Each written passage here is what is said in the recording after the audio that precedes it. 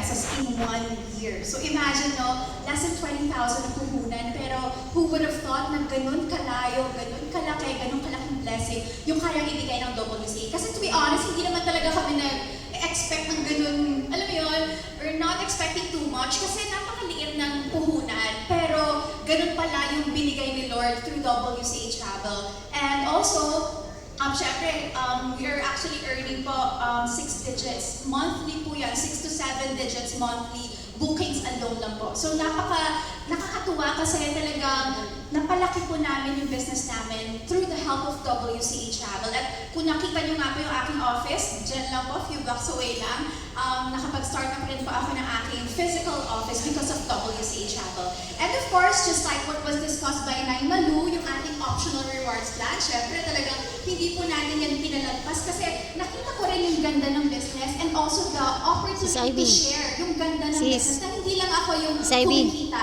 So, because share sa akin na aking best friend, talagang I took advantage of it. But talagang i-share din siya sa mga friends ko and even sa mga hindi ko po kakilala. And isa nga po si Ms. Mila Lozano, na best friend ng aking sister na talagang na-invite ko at imagine ko, a former OFW now, nag-for good sa Philippines at ginagawa yung business ng full-time. So, it really warms my heart na hindi lang ako kumikita, hindi lang yung for personal goals, talagang na i-share mo, na ipapasa mo din yung purpose mo, why you are doing the business. Kaya po, because of that, dahil tuloy-tuloy lang po ako na gumawa ng business, nakuha na po natin yung 450,000 pesos, hindi lang po yung isang beses, hindi lang dalawa, kundi 4 na beses na po yan naibigay.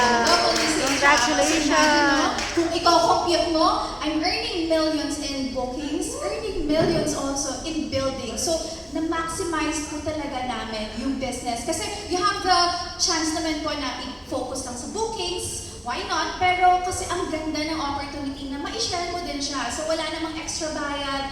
Ikaw pa yung nakakatulong, yung nagiging conduit of blessing ka to other people. Kaya nakakatuwa yung ganitong community ng WCA Travel. So actually yung last bonus ko po was last year lang, December. So di ba, natapos yung taon na may more than 500,000 plus more than 500,000 na booking. So ganun po namin talaga na-maximize yung blessing ni WCA Travel. So to all our dear guests na po, if you're looking for